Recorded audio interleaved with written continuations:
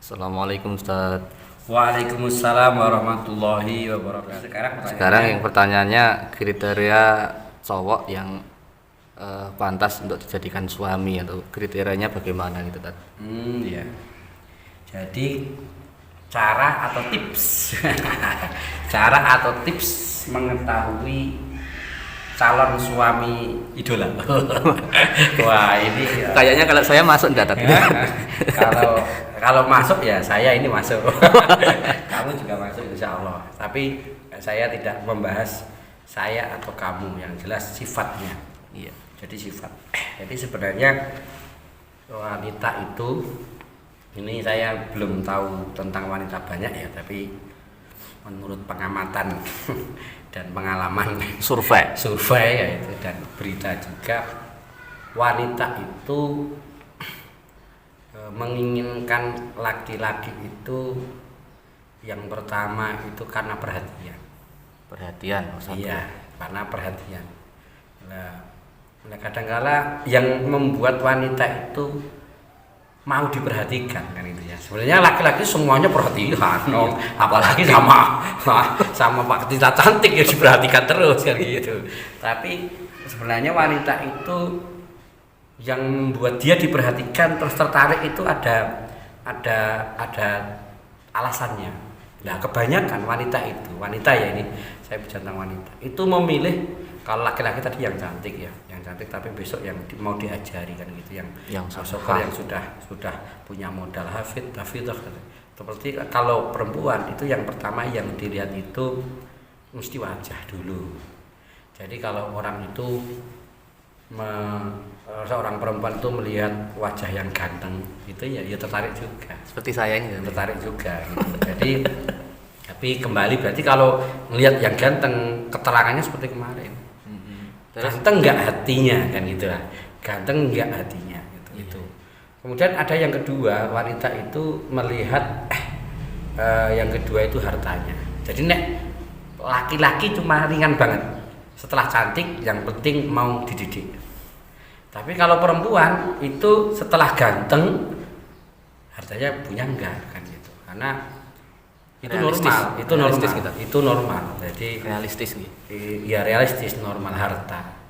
Jadi kalau harta itu, kalau bagi guru saya, jangan dilihat saat mau nikah, tapi carilah kabar orang ini semangat enggak dalam bekerja. Kemudian pekerjaannya itu kira-kira halal apa enggak. Jadi tentu kan kalau masalah harta mesti ujung-ujungnya kerjaan. Iya. Ya, ujungnya kerjaan. Nah kan jangan dilihat hartanya, tapi kerjaannya gitu. Karena keberkahan keluarga, jadilah keberkahan keluarga itu bukan karena hasil yang banyak.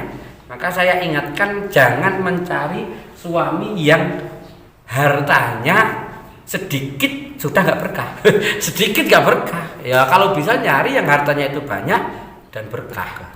Nyari hartanya yang banyak dan berkah. Dan tanda keberkahan harta itu di dalam cara mencarinya. Maka tanyakan tentang dia, kerjaan dia. Jangan dari dia, tapi dari sahabatnya, dari siapapun yang dekat gitu. Jadi karena harta itu mempengaruhi pola pikir. Maka kita dilarang haram makan bangkai, haram makan daging babi, haram makan daging anjing, karena itu akan mempengaruhi sifat kita. Maka carilah suami yang hartanya itu dihasilkan. Jadi jangan melihat banyak sedikitnya, yang dihasilkan dengan cara yang halalan thayyiban. Itu kriteria yang kedua. Itu pun belum cukup juga. Kalau wanita hanya melihat itu saja, itu banyak. Maka masuk kriteria yang ketiga, laki-laki yang memiliki adab. Karena adabnya laki-laki ini penting sekali. Ya kita sebagai kaum laki-laki kadang-kala nggak punya adab. Ibaratnya carilah laki-laki itu yang tidak gampang menggoda lah. Itu rahasia. Jadi kalau ada laki-laki pintar menggoda itu malah bahaya loh, Mbak. Jadi kayak dia itu berarti kalau pintar goda, tidak hanya Anda yang digoda. Dan kalau Anda tergoda, berarti banyak yang tergoda selain Anda. Gitu. Jadi carilah laki-laki itu yang orangnya itu nggak pintar menggoda, nggak pintar menggoda. Karena laki-laki yang setia itu rata-rata nggak pandai menggoda. Karena apa gini? Sebenarnya saya kasih tahu rahasia. Semua laki-laki itu pintar goda. Itu Ustaz. Cuma bedanya gini. Kalau laki-laki yang godanya sebelum nikah, nanti setelah nikah dia nggak bisa goda.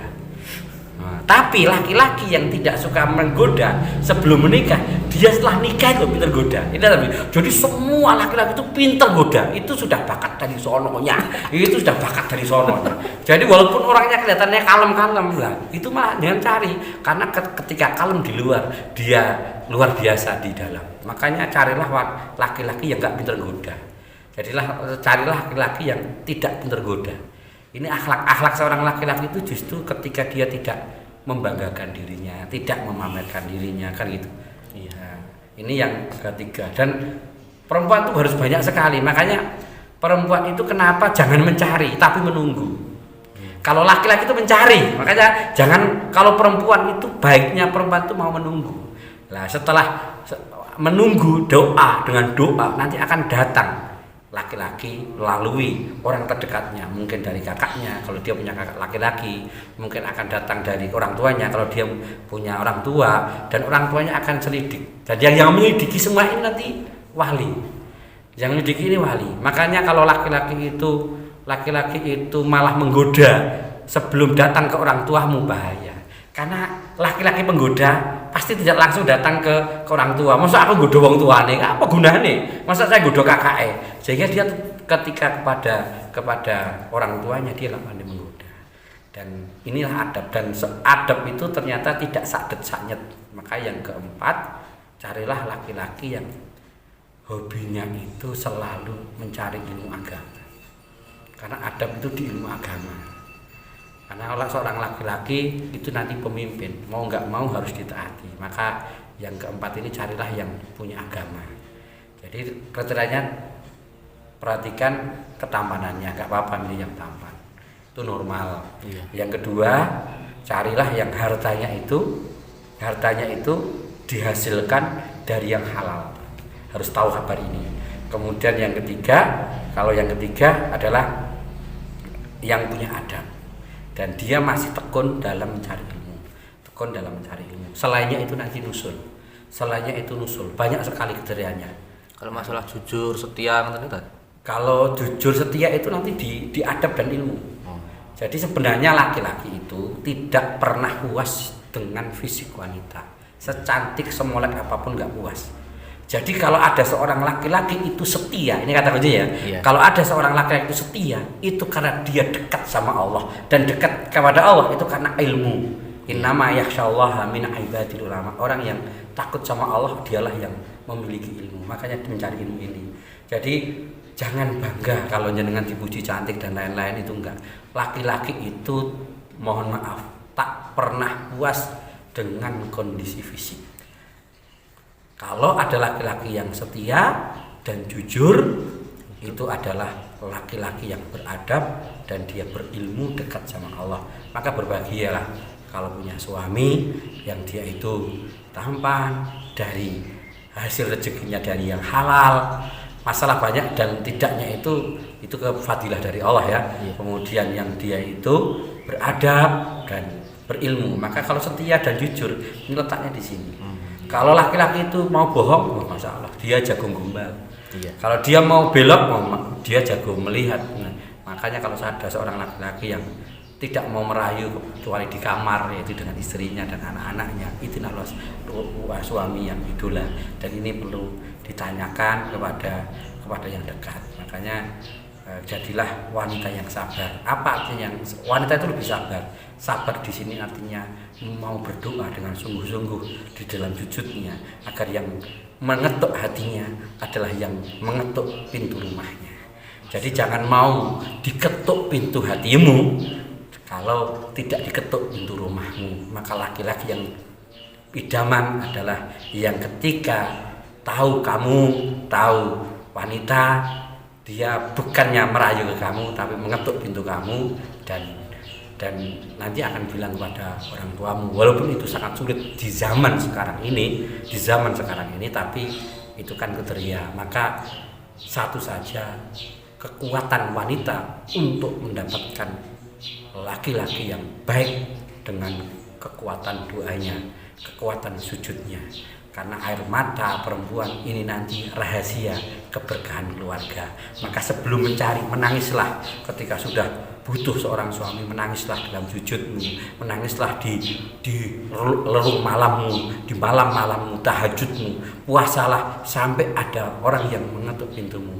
Nanti ketika mendapatkan suami seperti ini, kalau suami mendapatkan istri yang seperti ini, rajin doa, rajin beribadah, rezekinya akan dimudahkan oleh Allah Subhanahu wa Ta'ala. Banyak orang yang memulai dari pernikahan itu belum punya apa-apa, tapi begitu menikah dengan laki yang tepat dan istri yang tepat tadi, mereka diberkahi rezeki halalnya, ditingkatkan adabnya, ketawaduannya, kesabarannya, dan dia setia, insya Allah setia. Jadi jangan khawatir, insya Allah 4 ini saja. Mudah-mudahan Anda yang sedang bertanya, yang kalau sudah belum punya jodoh, segera ada yang mengetuk pintu Anda. Amin. Saya juga siap mencarikan yang soleh, insya Allah banyak stok saya punya.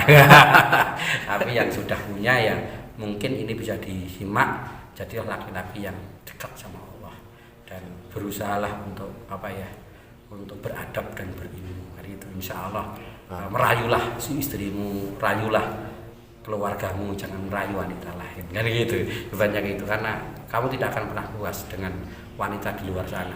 Kalau kamu nggak puas dengan yang di dalam, kamu juga tidak akan pernah puas yang di luar sana. Maka jangan turuti nafsu, dekatkan diri pada Allah Subhanahu wa Ta'ala. Disitulah kedamaian, keharmonisan, ketentraman rumah tangga tercipta. Gitu. Mudah-mudahan saya, keluarganya panjenengan, dan keluarga yang ada di sini yang mengikuti YouTube ini dibimbing oleh Allah, semoga sakinah, mawaddah warahmah, dan yang bertanya semoga segera mendapatkan jodohnya. Amin. Amin. Assalamualaikum warahmatullahi wabarakatuh. Waalaikumsalam warahmatullahi wabarakatuh. Hey there. Subscribe to my channel. And also press this bell icon.